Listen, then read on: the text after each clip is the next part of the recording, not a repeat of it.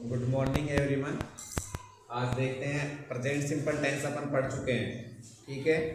अब present simple tense के उन वाक्यों को समझेंगे जो एग्जाम में आएंगे, मतलब क्वेश्चन एग्जाम में कैसे आएगा।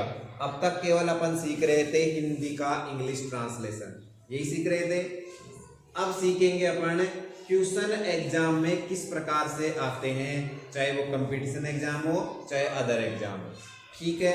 तो वो देखते हैं अपन। मैंने प्रेजेंट सिंपल टेंस के ओनली प्रेजेंट सिंपल पढ़ा है, तो प्रेजेंट सिंपल टेंस के ही 10 उदाहरण यहाँ आपके समक्ष प्रस्तुत किए हैं। तो उनमें अपने को देखना है कि क्या आएगा, मतलब हेल्पिंग वर्ब क्या आएगी, मेन वर्ब क्या आएगी, जो भी है अपने को बताना, ठीक है।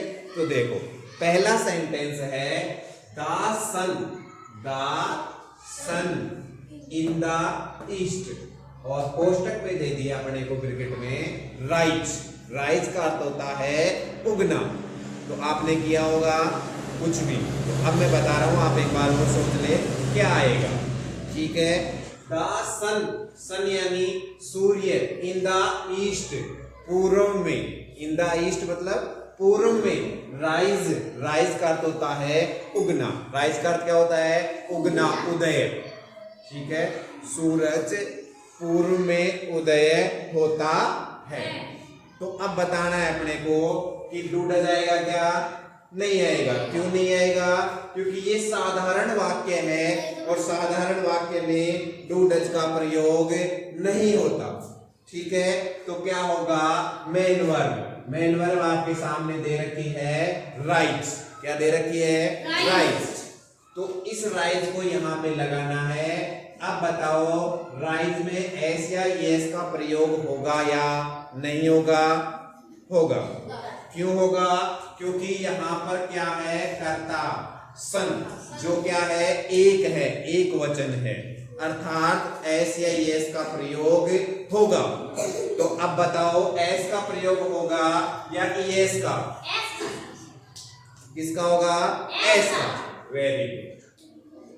The sun rises in the east, S का प्रयोग S H C H double S H O Z, यहां पर ये होता है।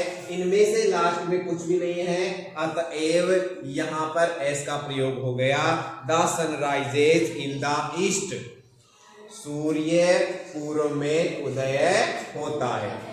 अब यहां पर इसका प्रयोग क्यों हुआ, इसका रीजन बताएंगे आगे। दूसरा वाक्य है द अर्थ राउंड द सन।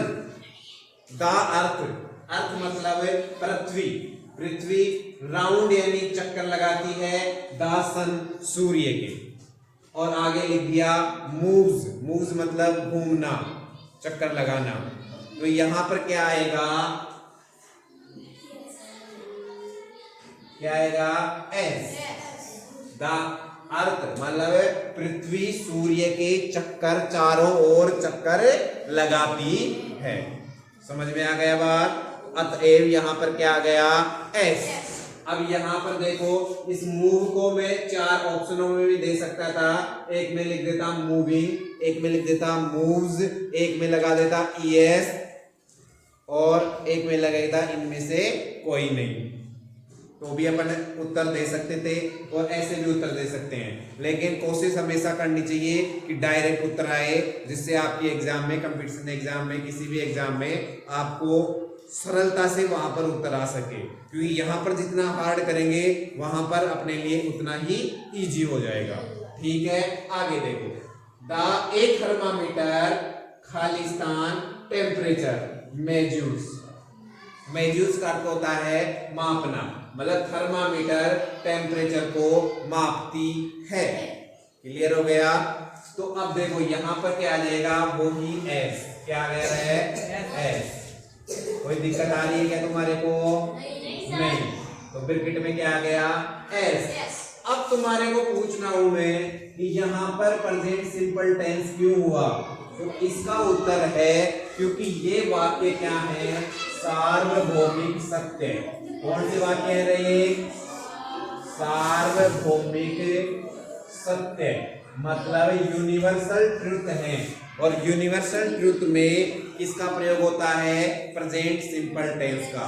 अतएव यहाँ तीनों वाक्य में किसका प्रयोग हुआ? प्रेजेंट सिंपल टेंस का। तो लिख सकते हैं आप सार्वभौमिक सत्य होने के कारण यहाँ पर क्या हो गया? प्रेजेंट सिंपल टेंस का प्रयोग। आपको पता है ना, सार्वभौमिक सत्य मतलब जो स्थायी रूप से वही चीज हो। सूर्य पूर्व से उगता है तो पूर्व से ही उगता है और पश्चिम से कभी नहीं उग सकता, उदय हो सकता। और पृथ्वी सूर्य के ही चक्कर लगाती है, चंद्रमा के नहीं लगा सकती। तो ये सत्य है सार्वभौमिक। और एक थर्मामीटर हमेशा क्या करती है? टेम्परेचर को मापती है। वो टेम्परेचर को ही माप सकती है, वजन को नहीं माप सकती। ठीक है, तो ये क्या है? सार्वभौमिक सत्य है। अतएव यहाँ पर प्रेजेंट सिंपल टेंस का प्रयोग हुआ है। नेक्स्ट सेंटेंस देखो, ही ऑफन लेट, और ब्रैकेट में दे दिया कम। यहां पर क्या आएगा रे? एस। क्या आ गया? एस। तो यहां पर क्यों आया इसका रीजन अभी बताएंगे, लेकिन पहले देखो यस, यहां पर एस क्यों आया? क्योंकि करता क्या था? ही, एक वचन, इसलिए यहां पर क्या आ गया? एस। डू डज का प्रयोग नहीं होगा, आपको पता है। नेक्स्ट सेंटेंस है, he always Khalistan to school punctually come. यहां पर भी क्या आ जाएगा? ही आ रहा है तो क्या आ गया रे? कम्स। क्या आ गया? कम्स। ठीक है, अर्थ क्या हुआ? वह रोजाना स्कूल में, विद्यालय में पंक्चुअली मतलब टाइम के मैनेजमेंट के यथार्थ जो टाइम होता है ना उसी समय आता है। वह विद्यालय में पंक्चुअल आता है, निश्चित तौर पर आता है, नियत समय पर आता है। तो यहां पर भी क्या हो गया? कम्स। यहां पर भी प्रेजेंट सिंपल टेंस लग गया। अब देखो यहां दोनों वाक्यों में प्रेजेंट सिंपल टेंस क्यों आया? इसका देखो, इसका रीजन है कि जब वाक्य में ऑलवेज, कौन सा आ जाए? ऑलवेज, ऑफन, ये वाक्य का प्रयोग हो जाए तो वहां पर हमेशा कौन सा सेंटेंस होगा रे? Present simple tense. और अन्य भी लिख सकते हो, ऑलवेज। मैं लिखा रहा हूं ऑलवेज, ऑफन, लिखते जाओ, often, seldom, rarely,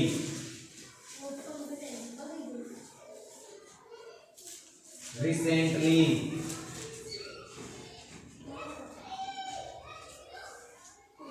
every day, every लगा के कुछ भी आ सकता है, एवरी डे, मंथ, ईयर। ठीक है, इनमें से भी कोई भी आ सकता है। इसके अलावा यूजुअली, रेगुलरली, लिखते जाओ, यूजुअली,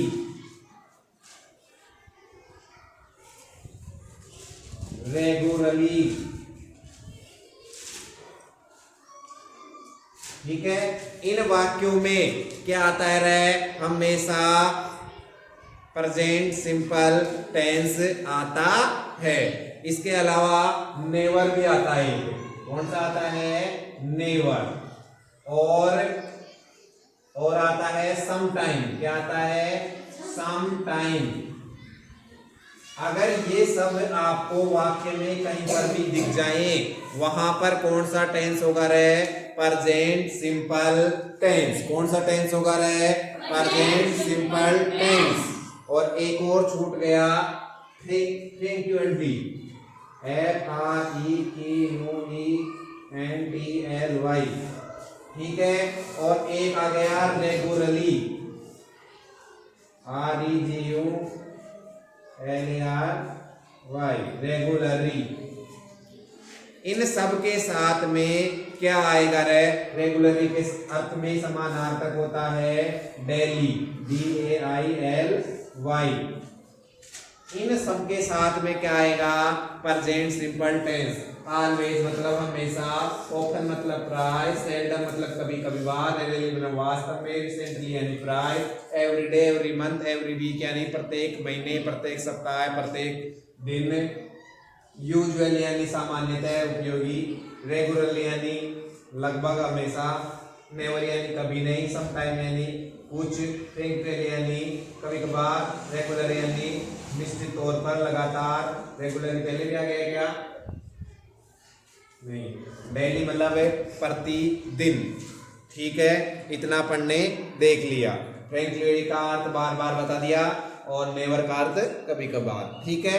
अब देखो इतना अगर अपने को आ गया तो अब आगे देखेंगे कि इन वाक्यों में से मतलब इन शब्दों में से कोई भी अगर वाक्य में आ जाए तो सीधी सी बात है प्रेजेंट सिंपल टेंस आएगा। नेक्स्ट बात आ गई, now the battle of Panipat begin. तो यहां पर आ जाएगा पानीपत के साथ में बिगिंस, क्या कह रहे हैं? बिगिंस। क्यों आ गया? रूल्स लिख लो। ऐतिहासिक वर्तमान बताने के लिए प्रेजेंट सिंपल टेंस का प्रयोग होता है। ऐतिहासिक वर्तमान क्या बताने के लिए है? ऐतिहासिक वर्तमान, हिस्ट्रिकल प्रेजेंट। ऐतिहासिक वर्तमान बताने के लिए प्रेजेंट सिंपल टेंस का प्रयोग होता है। इसके बाद में अपन देखेंगे इफ ही खालिस्तान come to me I shall help him. मतलब यहां पर क्या आ गया? एस। क्या कह रहे हैं? एस। यदि वह आता है आई शैल हेल्प हिम, मैं उसकी सहायता करूंगा। क्या अर्थ हो कह रहे हैं? यदि वह आता है तो मैं क्या करूंगा? उसकी सहायता करूंगा। यहाँ पर आने का रीजन है इफ का प्रयोग हो गया, और इफ का जब प्रयोग हो जाता है, इफ का प्रयोग होते ही एक साइड में तो क्या गया? Present simple. एक साइड में क्या गया? प्रेजेंट सिंपल, और दूसरी साइड में क्या कह रहे हैं? Future simple. समझ में आ गई बात? एक साइड में प्रेजेंट सिंपल और दूसरी साइड में फ्यूचर सिंपल का प्रयोग होता है। दूसरा वाक्य है आई शैल डू इट, मैं यह कर दूंगा। व्हेन, जब, ही कम्स, वह आता है, ही कम्स। इसका रूल्स है जब व्हेन का प्रयोग हो जाए तो एक साइड में वो ही क्या आ जाएगा? फ्यूचर सिंपल, और दूसरी साइड में प्रेजेंट सिंपल, ठीक है। एक साइड में आपको फ्यूचर सिंपल दिख जाए तो दूसरी साइड में क्या आएगा? Present simple. एक साइड प्रेजेंट सिंपल दिख जाए तो दूसरी साइड में क्या आएगा? Future simple. इतना याद रखना है, एक साइड का देखना है, एक साइड को समझना है। तो यहाँ पर अपने को पता चल गया था फ्यूचर सिंपल, और यहाँ पर अपने को पता चल गया फ्यूचर सिंपल। अतः दोनों जगह क्या कह रहे हैं? Present simple. नेक्स्ट सेंटेंस है वी खालिस्तान लीव अजमेर टुमारो। हम लीव मतलब छोड़ देंगे, अजमेर, अजमेर को टुमारो, हम अजमेर को कल छोड़ देंगे। क्या वाक्य हो गया? हम अजमेर को कल छोड़ देंगे। तो यहाँ पर क्या हो जाएगा? लीव, लीव का लीव ही रहेगा, बैठे रहना है, हिलना नहीं है। लीव का लीव ही रहेगा। यहाँ पर टुमारो का मतलब वैसे कल हो गया, और कल आता है फ्यूचर टेंस में, लेकिन यहाँ पर फ्यूचर टेंस नहीं हुआ। क्यों नहीं हुआ? उसका रीजन है कि नियोजित भावी कार्य है। नियोजित भावी कार्य, कौन सा कार्य है ये? नियोजित भावी कार्य। नियोजित भावी कार्य जब भी होता है तो वहां पर क्या होगा? प्रेजेंट सिंपल टेंस, क्योंकि यहाँ पर पहले से ही नियोजित है, काम को पहले से ही निर्धारित कर लिया कि हम कल अजमेर को छोड़ देंगे, तो ये पूर्व निर्धारित हो गया, पूर्व नियोजित हो गया, अतएव प्रेजेंट सिंपल आएगा। नेक्स्ट सेंटेंस है the train leave at 4:30 PM। Train मतलब रेल 4:30 बजे, शाम के 4:30 बजे क्या हो जाएगी? यहाँ से निकल जाएगी। तो आपकी बात क्या कह रहे हैं? लीव, क्योंकि यहाँ पर ट्रेन क्या है? एक वचन, यहाँ पर भी क्या था? बहुवचन। अतः यहाँ पर ऐसे इसका प्रयोग नहीं हुआ था, यहाँ पर हो रहा है, ठीक है। और यहाँ पर भी क्यों हो गया ये प्रेजेंट सिंपल में? क्योंकि यहाँ पर भी क्या हो गया? ये भावी नियोजित कार्य हो गया। ये आपके वाक्य कंप्लीट हो गए, आराम से आपको समझ में आ गया। If you like this video, you can like, subscribe and share also.